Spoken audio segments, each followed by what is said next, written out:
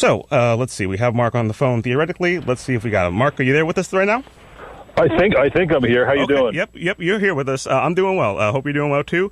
And looks like another increase comes along with the as the calendar goes on, and I guess there's more to digest on how this affects specifically energy users and Long Islanders in the area. So what right? Yeah.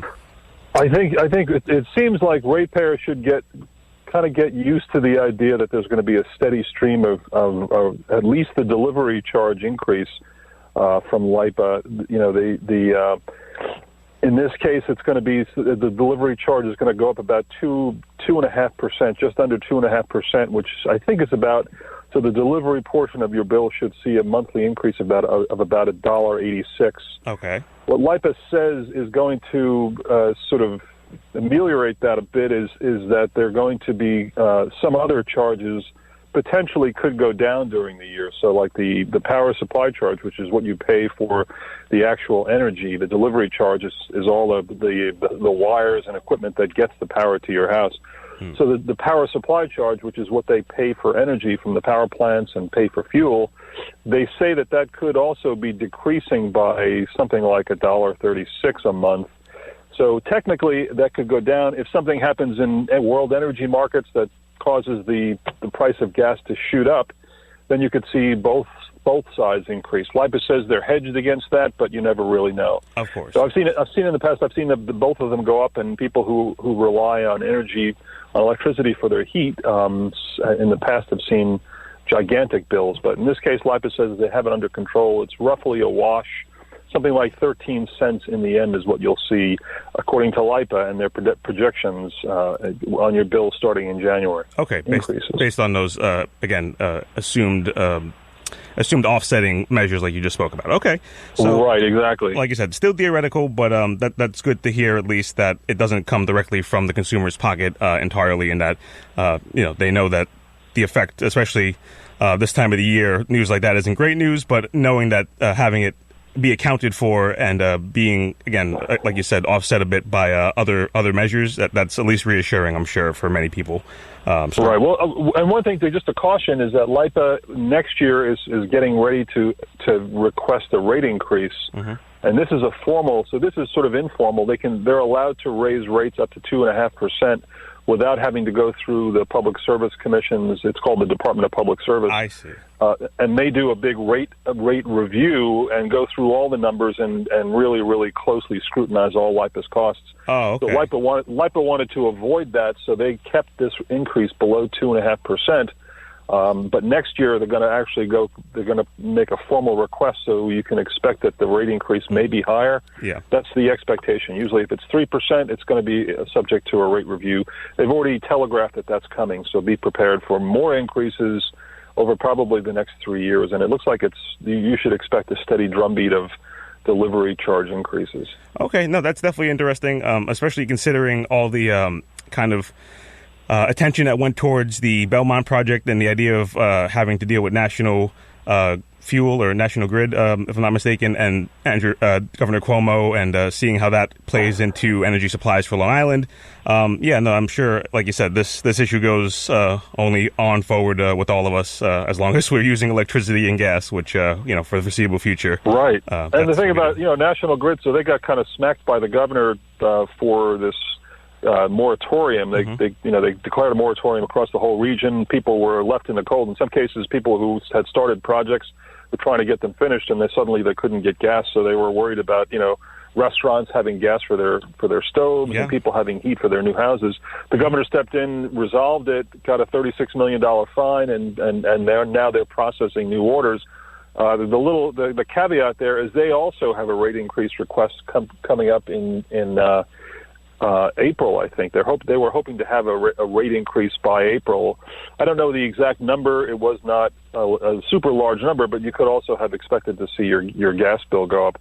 I mean, in both cases, just be ready for sort of a steady drumbeat of increases. There's very few people, very few big utilities that are actually lowering their prices, including American Water, which is in the process of being sold. But that's a whole other story. They also are increasing. They're increasing their rates too. So everyone's in every pocket. Yeah, no, we definitely see, again, like you said, that, again, that seems to be the steady trend across the board. I guess maybe can you speak a little bit about, we're reading in your article the effect that this might have on the debt of LIPA. It looks like ballooning up to about $8.73 billion next year. How does that play into that's going to be a record. It'll be a record for LIPA in terms of the amount of debt that it has. I think that's the highest amount it's ever held.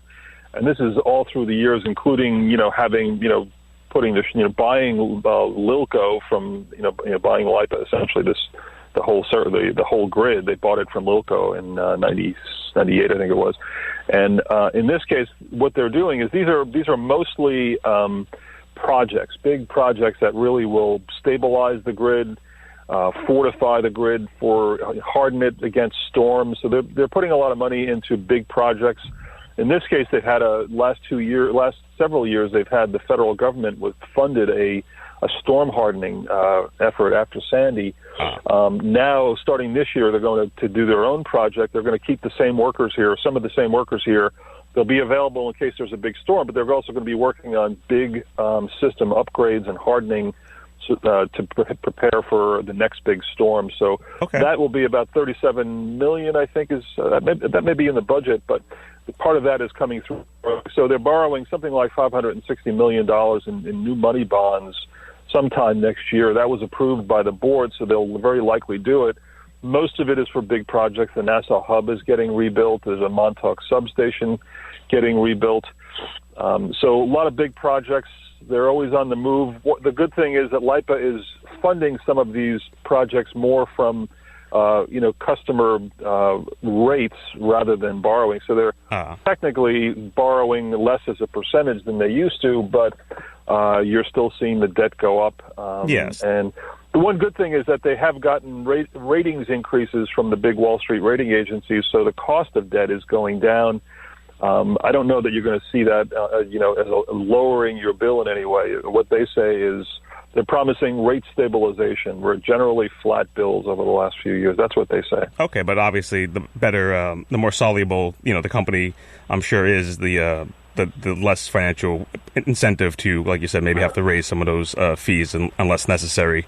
Absolutely. Exactly. If it was my house, I'd be paying off the debt. But LIPA, those guys are big financial wizards. They know what they're doing. So and they're adding on more debt. They think they seem to know what they're doing. So and as of still now, there isn't much option in the area. So it's one of those things that we just kind of have to deal with. Kind of accumulating, but for theoretically the greater good of trying to keep energy costs as low as possible out here on the island. Right. Well, actually there are choices, and that's one of the things in the story that I wrote. There is the towns of Southampton and Brookhaven are in the process of searching out a new supplier for the supply side part of their bill. If they can find service companies that can provide power cheaper, they may be able to actually offer an alternative to LIPA. So they want LIPA to pass a rule change that would allow them to go out and seek bids for cheaper energy. So there are options.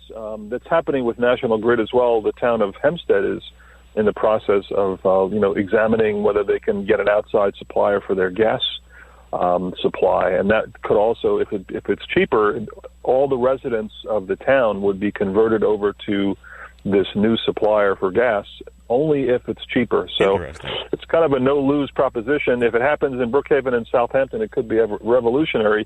That's technically hundreds of thousands of customers who would be converted over to an outside supplier rather than LIPA, which has 1.1 million Long Island and Rockaway customers. Yeah, no, that's fascinating. Who ultimately makes that decision? Is it the town itself that to change supplier, the SEOs? Yeah, right now the towns have they've been working on proposals for at least the last year, 6 months. What they need is, in the rest of the state, the Public Service Commission has passed a rule in 2016 that allows municipalities to go out and hire these. It's called Community Choice Aggregation is the name of the program. Okay. So it's approved for the rest of the state. LIPA still needs to approve it for Long Island.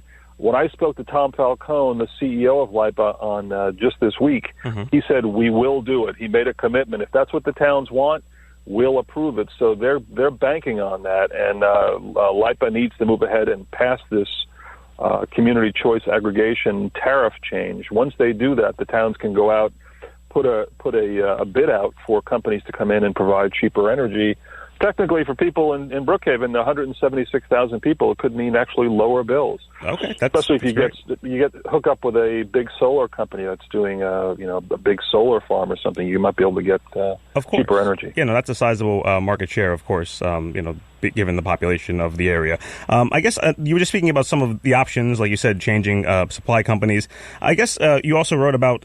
It looks like we have some quotes from people from Citizens Campaign for the Environment regarding the solar. I guess the solar process for getting permits, I guess, and seeing the disparities in time and fees. Could you speak a little bit about that and how that affects alternative choices for energy? Sure. Yeah, it's actually really interesting, and it's good that the Citizens Campaign actually compiled this list, because you get to see for the first time how easy in some cases it is, or how difficult it is. So in a nutshell, some make it very easy, some make it very hard. People say, the easier you make it, the faster solar will be installed, the more people will have it. I can tell you, as someone who has it, I'm a very happy customer with solar, just because I don't pay an electric bill. It's $12 for service for 7 months of the year. The rest of the year, it's free. Yeah, I'm definitely envious of that, and I'm sure most of our listeners who hear that, kind of open their mouths wide to hear, oh, wow, that is a substantial difference than where we wind up having to cut the check at the end of the month. But, yeah, I really do appreciate you coming on to talk about that specifically, and some of the other kind of larger effects of the LIPA, again, rate change. We definitely want to thank you again and remind our listeners that your story is in Newsday this week, and that you can follow your stories correct at Harrington News. Is that your handle?